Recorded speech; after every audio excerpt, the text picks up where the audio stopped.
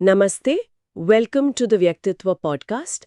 आज हम बात करने वाले हैं गुरु नानक देव जी के बारे में, सिखों के पहले गुरु और सिख धर्म के संस्थापक भी।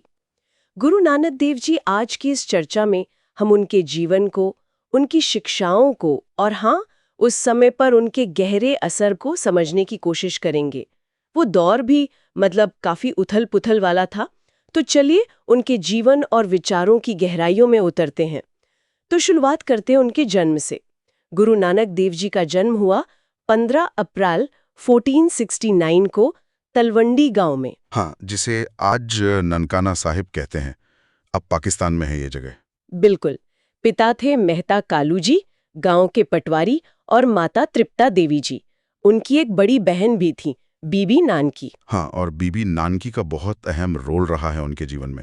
कहते हैं सबसे पहले उन्होंने ही पहचाना था कि नानक देव जी में कुछ खास है, वो आध्यात्मिक झुकाव, और उन्होंने हमेशा सपोर्ट भी किया। हाँ, ये बात तो है।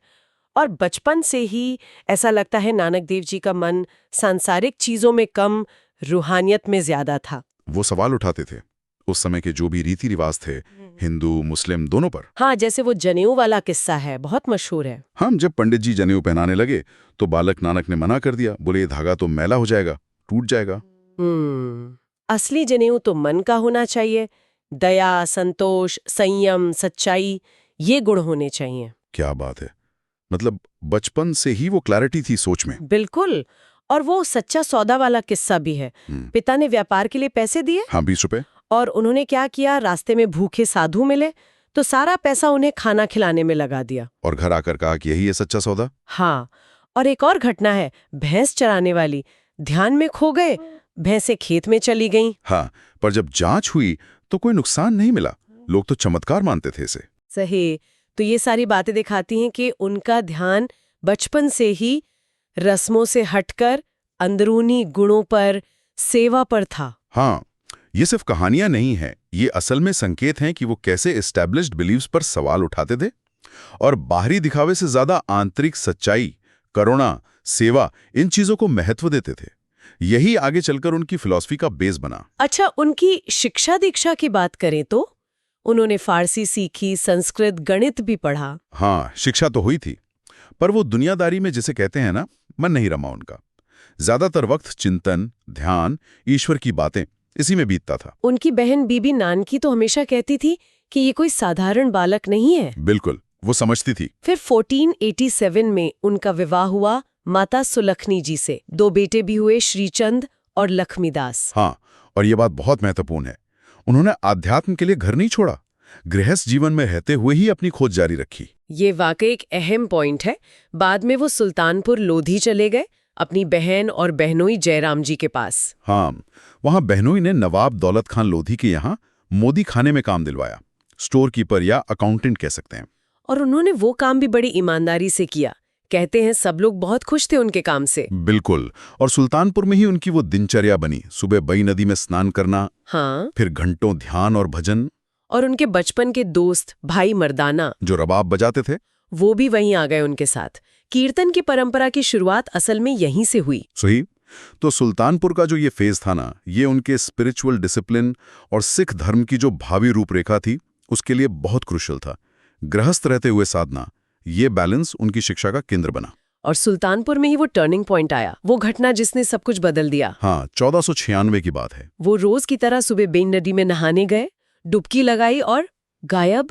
3 दिन तक सबने सोचा डूब गए, माहौल गमगीन हो गया होगा। हाँ, बिल्कुल। लेकिन तीसरे दिन वो नदी से बाहर आए, पर अब वो पहले जैसे नहीं थे, बिल्कुल बदले हुए।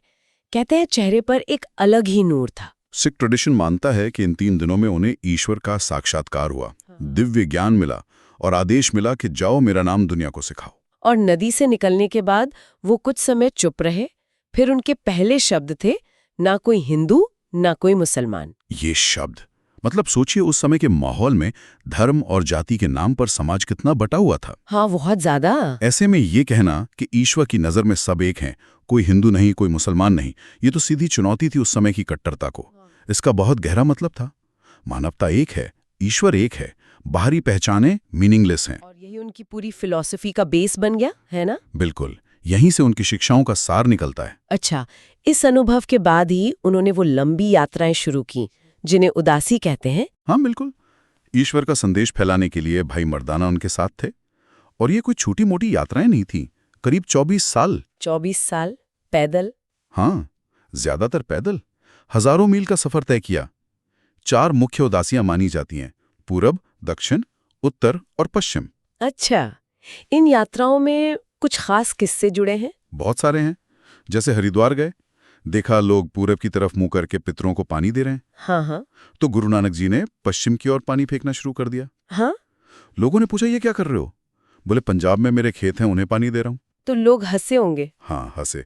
तो उन्होंने समझाया, भाई अगर मेरा पानी यहीं जमीन पर कुछ 100 मील दूर मेरे खेतों तक नहीं पहुंच सकता, तो तुम्हारा पानी स्वर्ग में पितरों तक कैसे पहुंचेगा? वाह, मतलब कर्मकांड पर सीधा सवाल। बिल्कुल। फिर वो जगन्नाथपुरी गए, श्रीलंका तक गए, दक्षिण की यात्रा में।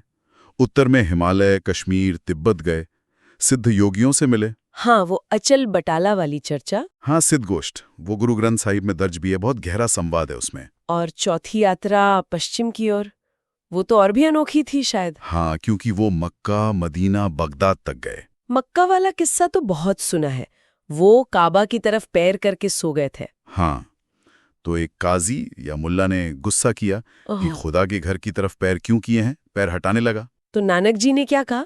उन्होंने कहा, ठीक है, मेरे पैर उस तरफ कर दो जहां खुदा नहीं है। और कहते हैं उसने जिधर पैर घुमाए उधर ही काबा नजर आया। ये सिंबॉलिक है, ये दिखाने के लिए कि ईश्वर तो हर जगह है, कोई एक दिशा उसकी नहीं है। क्या गहरा संदेश है। बिल्कुल। बगदाद में तो उनकी याद में एक शिलालेख भी है। तो ये यात्राएं सिर्फ घूमने फिरने या उपदेश देने के लिए नहीं थीं। तो फिर इनका मकसद क्या था? मकसद था समझना, अलग अलग कल्चर, अलग अलग धर्म, समाज के हालात। उन्होंने सबसे बात की, योगी, सूफी, पंडित, मौलवी, आम लोग, सबसे। उनकी सुनी, अपनी कही। ये एक तरह का डायलॉग था। उनका सर्वधर्म संभाव का मैसेज इन्हीं अनुभवों से निकला था। अच्छा, तो अब उनकी मुख्य शिक्षाओं पर आते हैं। आपने न कोई हिंदू न कोई मुसलमान का जिक्र किया, और क्या मूल सिद्धांत थे? सबसे पहला और सबसे जरूरी, एक ओंकार। एक ओंकार। हाँ, वो निराकार है, उसका कोई रूप नहीं, वो हर जगह है, वो अजन्मा है, समय से परे है। गुरु ग्रंथ साहिब की शुरुआत ही मूल मंत्र से होती है, जिसमें यही बताया गया है। अच्छा, और दूसरा, नाम जपना, उस एक ईश्वर का नाम सिमरन करना, उसे याद रखना, ध्यान करना। यही भक्ति का, मुक्ति का रास्ता है। तीसरा, किरत करनी, ईमानदारी से, मेहनत से अपनी रोजी रोटी कमाना, किसी का हक नहीं मारना। और चौथा, वंड छकना, जो कमाया है, जो साधन है, उन्हें अकेले इस्तेमाल नहीं करना, दूसरों के साथ, खासकर जरूरतमंदों के साथ बांटकर खाना, बांटकर इस्तेमाल करना। विश्वास, इन सबका जोरदार विरोध किया। हाँ, जैसे वो जनेऊ वाली बात थी या हरिद्वार में पानी फेंकने वाली। ये सब बाहरी दिखावे पर चोट थी। सही। सच्ची भक्ति तो मन की शुद्धता में है, नेक कामों में है, ईश्वर के प्रति सच्चे प्रेम में है। वो मलिक भागो और भाई लालो वाला किस्सा भी तो इसी से जुड़ता है ना? हाँ बिल्कुल। अमीर मलिक भागो, जो शायद गलत तरीके से कमाता था, उसके शाही भोज को मना कर दिया, और गरीब मेहनती बड़ाई भाई लालो की सूखी रोटी खाई। और फिर जब दोनों रोटियां निचोड़ी तो कहते हैं, लालो की रोटी से दूध निकला, मेहनत की कमाई का प्रतीक, और भागो की रोटी से खून, जुल्म और शोषण की कमाई का प्रतीक। ये किरत करनी और वंड छकना का कितना प्रैक्टिकल उदाहरण है। वाकई, ये सिर्फ कहानी नहीं, एक गहरा सामाजिक संदेश है। बिल्कुल। और बराबरी का संदेश। उस समय सोचिए, जाति व्यवस्था कितनी कठोर थी, छुआछूत थी। हाँ। और उन्होंने कहा, सब बराबर हैं, ईश्वर की नजर में कोई ऊंचा नीचा नहीं। लंगर में इसीलिए तो राजा, रंक, अमीर, गरीब, ऊंची नीची जाति के सब लोग एक साथ बैठकर खाते हैं। ये उस समय के लिए क्रांति थी। ये बात भी सोचने वाली है। आपने पहले भी इशारा किया था कि जहां बहुत से संत मोक्ष के लिए घर बार छोड़ने को कहते थे, गुरु नानक देव जी ने गृहस्थ जीवन में रहकर ही रास्ता दिखाया। बिल्कुल, ये उनकी शिक्षाओं का एक बहुत ही महत्वपूर्ण पहलू है।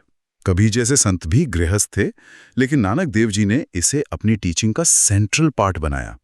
उन्होंने दिखाया कि सच्चाई, सेवा, सिमरन का जीवन जीने के लिए समाज से भागने की जरूरत नहीं है। मतलब समाज में रहकर जिम्मेदारियां निभाते हुए भी परमात्मा को पाया जा सकता है। बिल्कुल, मेहनत करो, परिवार पालो, और साथ में नाम जपो, सेवा करो। उन्होंने पलायन की जगह जिम्मेदारी वाले अध्यात्म का रास्ता दिखाया। और उन्होंने अन्याय के खिलाफ भी आवाज उठाई। हाँ बिल्कुल। जब बाबर ने हमला किया, जो तबाही मचाई, उसका उन्होंने अपनी रचना बाबरवाणी में बहुत मार्मिक वर्णन किया है। और सिर्फ वर्णन नहीं, उन्होंने शासकों को कोसा, उन्हें कसाई तक कह दिया। अच्छा। ये दिखाता है कि उनकी स्पिरिचुअलिटी सिर्फ पर्सनल साल्वेशन तक नहीं थी, उसमें सोशल कंसर्न भी था। अन्याय के खिलाफ बोलना भी धर्म का हिस्सा था उनके लिए। और महिलाओं के बारे में उनके विचार, वो भी काफी प्रगतिशील थे शायद उस समय के हिसाब से। बहुत ज्यादा। उस युग में जब स्त्री को अक्सर नीचा देखा जाता था, उन्होंने कहा, सो क्यों मंदा आखिए जित जम्मही राजान। उस नारी को बुरा क्यों कहें जो राजाओं को, महापुरुषों को जन्म देती है। उन्होंने समाज के निर्माण में स्त्री की बराबरी की भूमिका को माना। उनके जो 10 सिद्धांत बताए जाते हैं, एक ईश्वर, उसी की उपासना, वो सब में है। ईमानदारी से कमाओ, बुरा मत सोचो, खुश रहो, कमाई बांटो, स्त्री पुरुष बराबर हैं, जरूरत भर खाओ, लोभ मत करो। ये सब बातें इन्हीं विचारों का निचोड़ हैं। हाँ, ये उनके पूरे दर्शन का सार हैं। अच्छा, तो अपनी यात्राओं के बाद वो कहीं बस गए थे? हाँ, जीवन के आखिरी पड़ाव में लगभग 1521 के आसपास वो रावी नदी के किनारे बस गए और एक नया नगर बसाया, करतारपुर। करतारपुर यानी करतार का शहर। हाँ, यहीं पर उन्होंने पहला सिख समुदाय, एक तरह से पहली सिख कम्युनिटी स्थापित की। तो करतारपुर में क्या-क्या शुरू हुआ? वहां उन्होंने वो चीजें शुरू की जो आज सिख धर्म की पहचान है। पहली धर्मशाला बनाई, जो बाद में गुरुद्वारा कहलाया, जहां संगत यानी लोग भजन कीर्तन के लिए इकट्ठे होते थे। संगत और लंगर की प्रथा को नियमित किया, संस्थागत रूप दिया। पंगत यानी एक लाइन में बैठकर भोजन करना, और संगत यानी साथ बैठकर कीर्तन और विचार करना। ये दोनों चीजें शुरू हुई। और वो खुद भी काम करते थे? हाँ, उन्होंने खुद खेती की, करित करनी का उदाहरण पेश किया।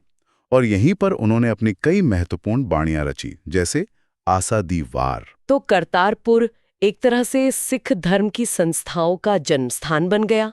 बिल्कुल सही। वो सिख जीवन शैली का पहला प्रैक्टिकल मॉडल था। आज दुनिया भर के गुरुद्वारों में जो माहौल, जो प्रथाएं दिखती हैं, संगत, पंगत, कीर्तन, सेवा, उसकी नींव करतारपुर में रखी गई। ये सिख धर्म के ऑर्गेनाइज्ड फॉर्म की शुरुआत थी। फिर जब उनका अंतिम समय आया तो गुरु गद्दी किसे मिली? उनके बेटों को? नहीं, ये भी एक बहुत महत्वपूर्ण बात है। उनके बड़े बेटे श्रीचंद जी वो तपस्वी मार्ग पर चले गए थे। उदासी संप्रदाय की स्थापना की उन्होंने। और छोटे बेटे लक्ष्मीदास जी वो दुनियादारी में लगे थे। तो गुरु नानक जी ने किसे चुना? उन्होंने चुना अपने एक शिष्य भाई लहणा जी को, जिन्होंने गुरु सेवा और उनकी शिक्षाओं के प्रति पूरा समर्पण दिखाया था। पूरी निष्ठा थी उनमें। भाई लहणा जी? हाँ, गुरु नानक जी ने उनकी परीक्षा भी ली, और जब वो हर कसौटी पर खरे उतरे तो गुरुजी ने उन्हें अपना अंग माना, यानी अपने शरीर का हिस्सा, और नया नाम दिया अंगद। अंगद? अपने अंग जैसा? हाँ, और 1539 में उन्हें दूसरा गुरु नियुक्त किया। ये तो बड़ी बात है। मतलब वंशवाद की जगह योग्यता को चुना। बिल्कुल। ये सिख इतिहास में एक मील का पत्थर है। इसने ये सिद्धांत स्थापित किया कि गुरु पद विरासत में नहीं मिलेगा, बल्कि योग्यता, सेवा और आध्यात्मिक पात्रता के आधार पर मिलेगा। ये गुरु नानक देव जी की दूरदृष्टि थी। फिर 22 सितंबर 1539 को करतारपुर में वो ज्योति ज्योत समा गए, मतलब दिव्य प्रकाश में विलीन हो गए। हाँ, उनके अंतिम क्षणों से जुड़ी भी एक कहानी है ना, हिंदू और मुसलमान अनुयायियों के बीच। हाँ, बहुत खूबसूरत कहानी है और उनके एकता के संदेश को ही दिखाती है। कहते हैं, जब उनका महाप्रयाण हुआ तो हिंदू और मुसलमान अनुयायी झगड़ने लगे कि अंतिम संस्कार कौन अपने रिवाज से करेगा। अच्छा। तो गुरुजी के निर्देशानुसार उनके पार्थिव शरीर के दोनों ओर फूल रखे गए। कहा गया, सुबह जिसके फूल ताजे रहेंगे वो समुदाय अंतिम संस्कार करेगा। और अगली सुबह जब चादर हटाई गई तो कहते हैं शरीर वहां था ही नहीं और दोनों तरफ के फूल एकदम ताजे थे। वाह! संदेश साफ था, वो किसी एक के नहीं, सबके हैं, न हिंदू न मुसलमान। फिर दोनों समुदायों ने अपने अपने हिस्से के फूलों का अपने रिवाज से सम्मानपूर्वक संस्कार किया। इसीलिए तो कहा जाता है, बाबा नानक शाह फकीर, हिंदू का गुरु, मुसलमान का पीर। बिल्कुल। तो उनकी विरासत, उनका प्रभाव, क्या कहेंगे आप? उनकी विरासत तो बहुत विशाल है, मल्टी डायमेंशनल है। सबसे पहले तो उन्होंने सिख धर्म की नींव रखी, जिसके आज दुनिया भर में करोड़ों फॉलोअर्स हैं। लेकिन वो सिर्फ एक धर्म के संस्थापक नहीं थे।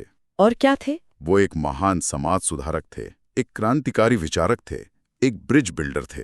सोचिए, सदियों पहले उन्होंने जातिवाद, जेंडर इनइक्वालिटी, धार्मिक कट्टरता, पाखंड, इन सबको चैलेंज किया। हाँ, उस समय में ये करना आसान नहीं रहा होगा। बिल्कुल नहीं। और उनकी जो शिक्षाएं हैं, किरत करनी, नाम जपना, वन छकना, ये आज भी उतनी ही रेलेवेंट है। उन्होंने एक तरह से स्पिरिचुअल डेमोक्रेसी का आइडिया दिया कि ईश्वर तक पहुंचना हर इंसान का हक है, उसकी बैकग्राउंड कुछ भी हो। और उनकी बाणी, उनका लिटरेरी कंट्रीब्यूशन, वो भी जबरदस्त है। गुरु ग्रंथ साहिब में उनके 974 शब्द हैं। जपजी साहिब, आसा दीवार, सिद्ध गोष्ठ, बारामाहा, ये सब अद्भुत रचनाएं हैं। फिलोसॉफिकल डेप्थ भी है और पोएटिक ब्यूटी भी है। भाषा भी उन्होंने आम लोगों की इस्तेमाल की। हाँ, मुख्य रूप से पंजाबी, लेकिन उसमें हिंदी, फारसी, संस्कृत के शब्द भी मिलते हैं ताकि मैसेज ज्यादा लोगों तक पहुंचे। और संगीत कीर्तन को माध्यम बनाना, ये तो भक्ति को लोगों तक ले जाने का एक अनोखा और बहुत प्रभावी तरीका था। इतिहासकार आर्नल्ड टॉइनबी ने भी कहा था ना कि सिख धर्म ग्रंथ दुनिया के लिए खास हो सकते हैं। हाँ, उन्होंने इशारा किया था कि भविष्य में जब दुनिया को अलग अलग आस्थाओं के बीच संवाद की जरूरत होगी, तो सिख धर्म ग्रंथ एक महत्वपूर्ण भूमिका निभा सकते हैं, क्योंकि उनमें वो सहिष्णुता और संवाद का भाव है। वाकई, उनका संदेश उस समय के भारत के लिए तो जरूरी था ही, जहां इतने झगड़े थे, जाति व्यवस्था थी, गरीबी, राजनीतिक अस्थिरता थी, पर शायद आज की दुनिया के लिए ये और भी ज्यादा जरूरी है। बिल्कुल। आज भी हम उन्हीं समस्याओं से जूझ रहे हैं। धार्मिक टकराव, असमानता, नफरत। ऐसे में गुरु नानक देव जी का शांति, समानता, सेवा और एक ईश्वर का संदेश हमें रास्ता दिखा सकता है। करतारपुर कॉरिडोर जैसी पहलें कहीं ना कहीं इसी उम्मीद को जगाती हैं। हाँ, वो एक अच्छा संकेत है। अब सोचने वाली बात यह है, गुरु नानक देव जी ने कहा था, सछू उरे सबको ऊपरी सच आचारू। मतलब सत्य सबसे ऊंचा है, लेकिन सत्य पर आधारित आचरण, सच्चा व्यवहार उससे भी ऊंचा है। सचाचार। हाँ, तो आज के समय में यह सवाल उठता है कि हम अपनी आस्था को, अपनी स्पिरिचुअलिटी को क्या सिर्फ रस्मों रिवाजों तक, पूजा पाठ तक सीमित रखते हैं, या उसे अपनी रोजमर्रा की जिंदगी में, अपने एक्शन में, अपनी सोच में उतारते हैं? ये गहरा सवाल है। हाँ, उनकी शिक्षाएं आज की चुनौतियों का सामना करने में कैसे मदद कर सकती हैं, जहां अक्सर दिखावा असलियत पर हावी हो जाता है? इस पर विचार करना चाहिए। Okay, so we hope you liked today's discussion. For more such discussions, subscribe to our channel, Vyaktitva, The Epic Tales. धन्यवाद।